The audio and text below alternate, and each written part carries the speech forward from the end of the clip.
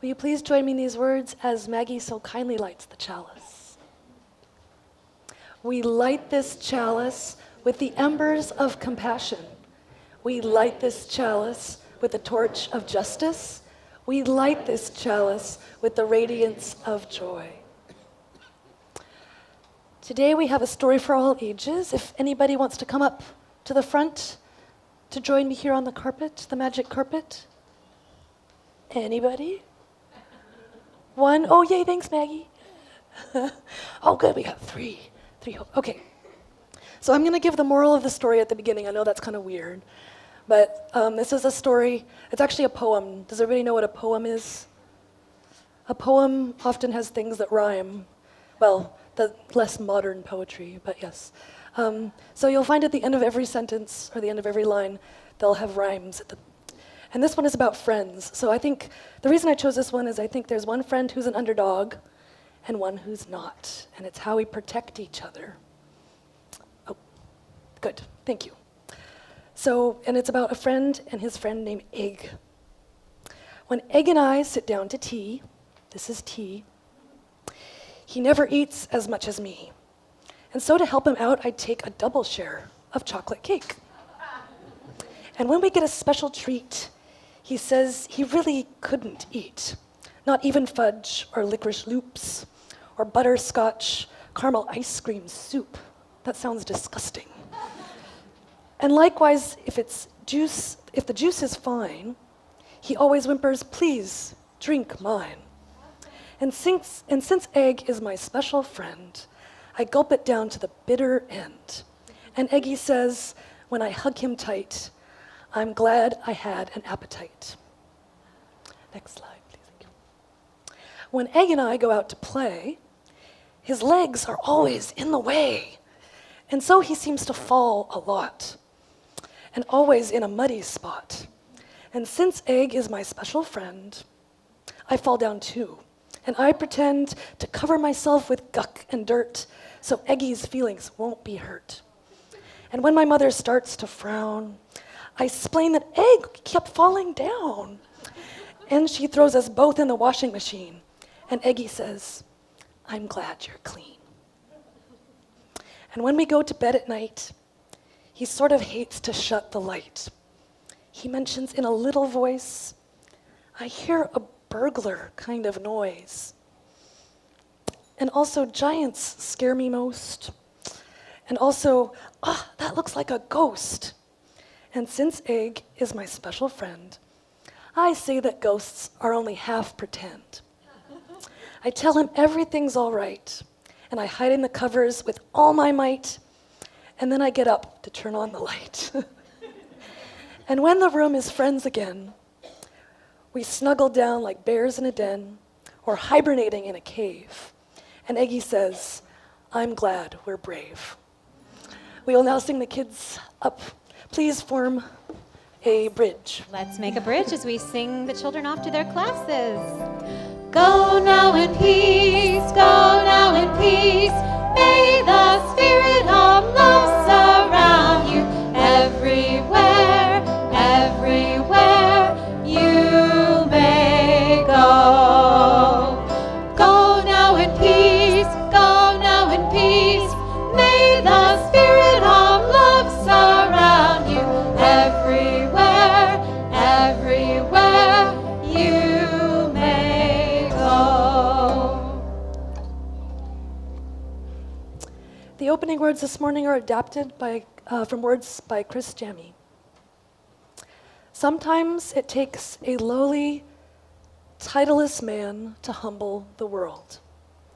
Kings, queens, rulers, CEOs, judges, doctors, pastors, they are already expected to be greater and wiser.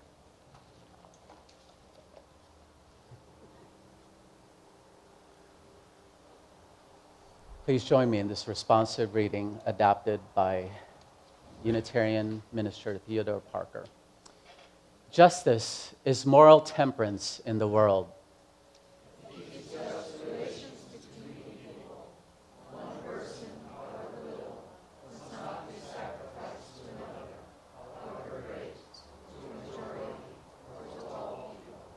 It holds the balance betwixt nation and nation, betwixt an individual and their family, tribe, nation, between humankind and God.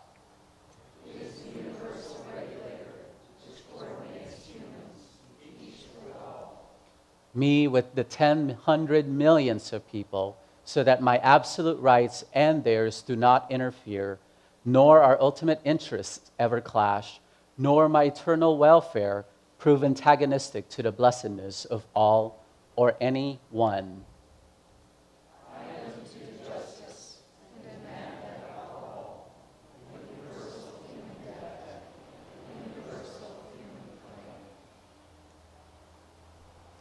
I don't know how many of you stayed up last night watching for the election results. I'm sure people who work for the Shots Hanabusa campaign probably stayed up later than I did. But upon seeing the results this morning, was it a shock to you that the underdog actually pulled ahead in terms of the governor's race? I mean, who is this Ige guy? Just a few months ago, not many people did know about him, but all of a sudden, he surged through and beat an incumbent governor. The first time since 1962 that an incumbent didn't get reelected to the governor's position, right? So it's quite amazing how people rooting for the underdog has actually produced such a dramatic and historic result.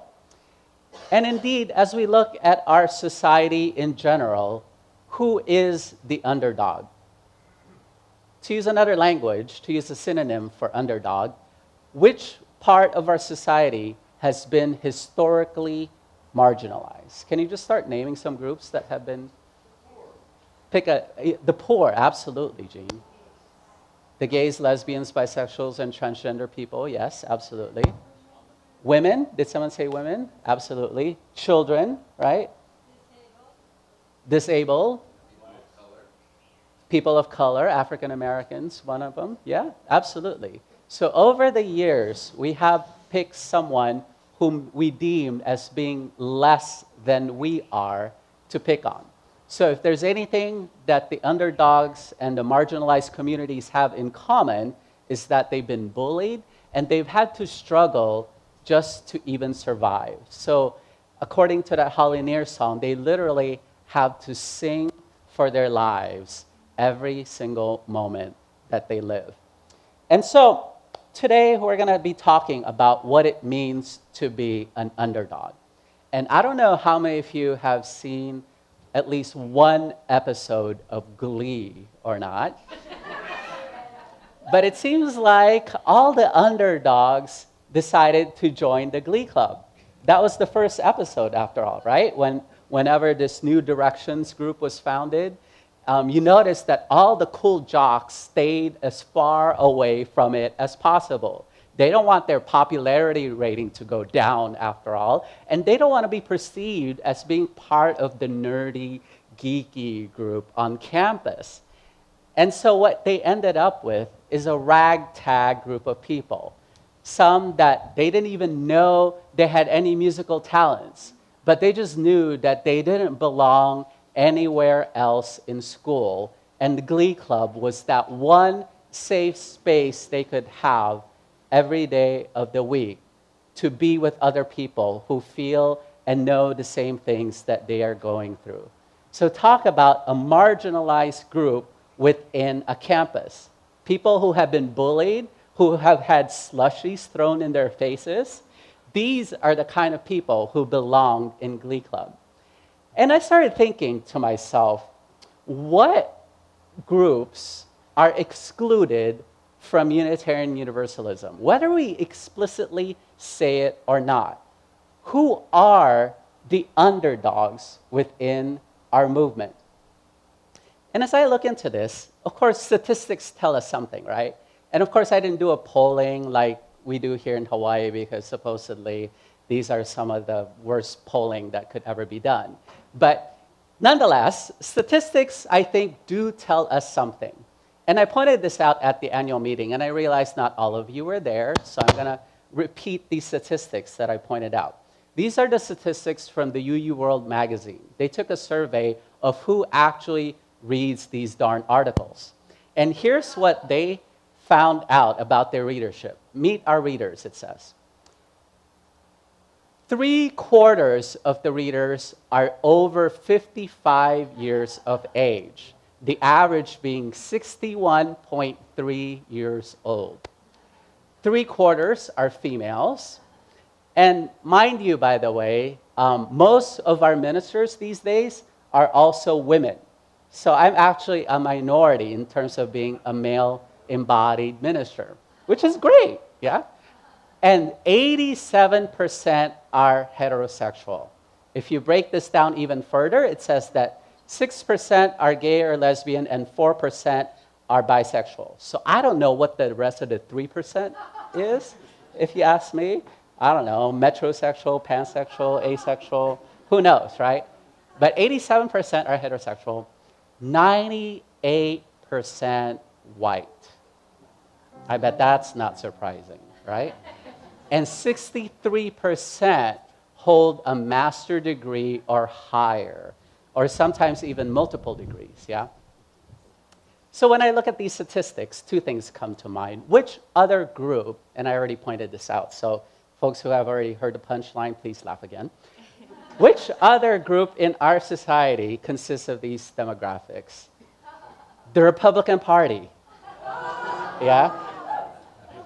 So if we are trying to not work ourselves into oblivion like that certain political party, by the way, I'm not trying to get political here. I don't want to have us lose our 501c3 license or anything. But it's just to say that it's kind of a staggering statistic. The other statistic, oh, wait, one more thing I forgot to mention in terms of class. Average income, $98,500. That's almost a six-figure income, yeah? And if those of you who want to do a comparison as to where we were, maybe just 4 or 5 years ago, the UU World also came up with those numbers.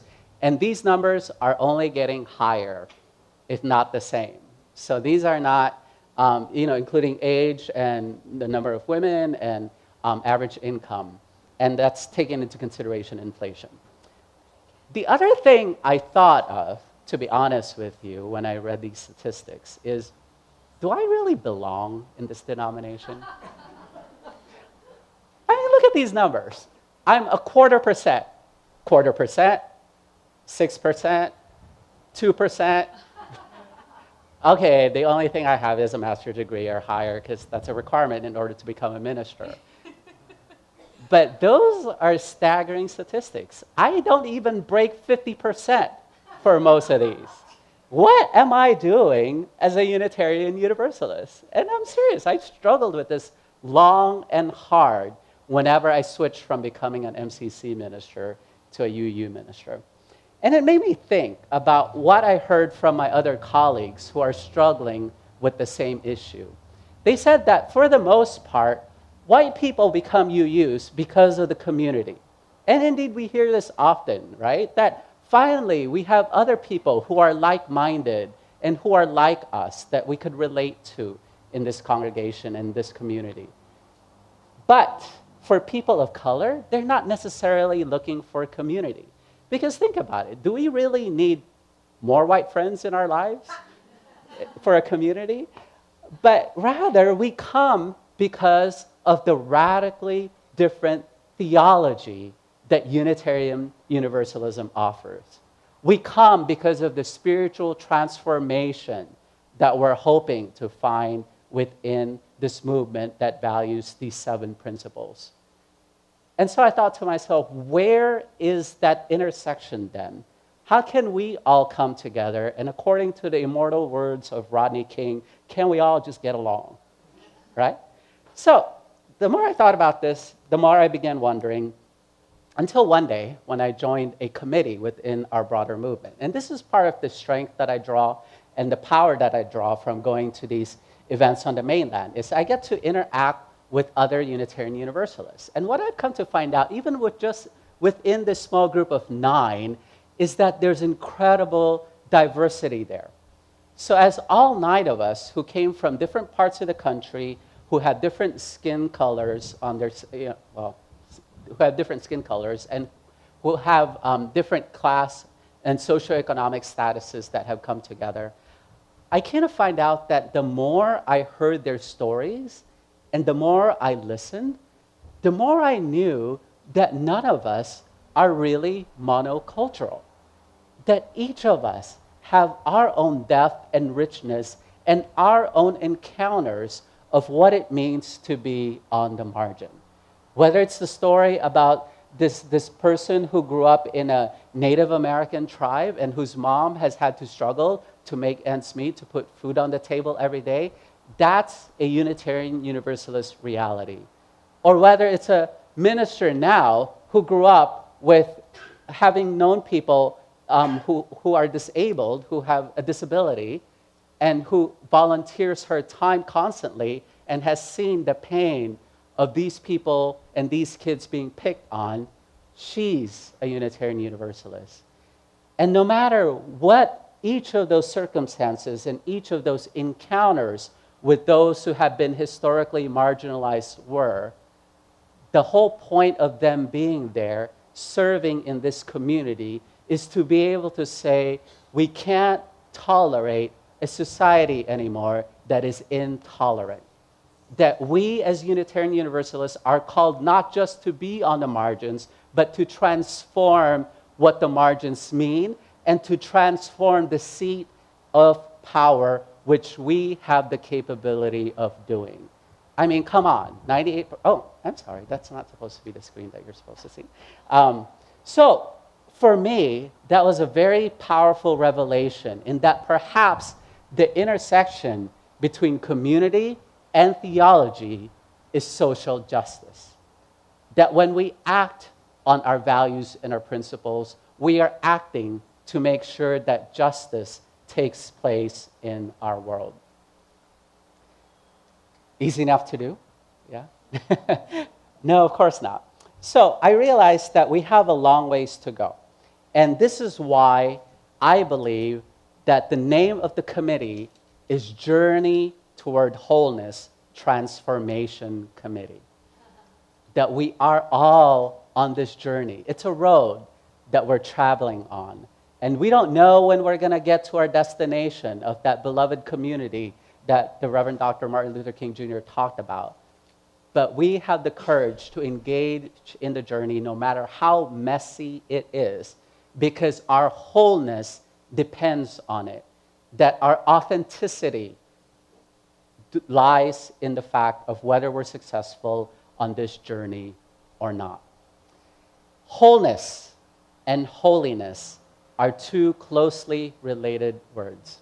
What I love about the song that Leslie and Bethany are about to sing in a few minutes here, called When Our Heart Is in a Holy Place, is that when we listen to the stories deep within, that's the genesis for transformation. That's the intersection of where we can find wholeness.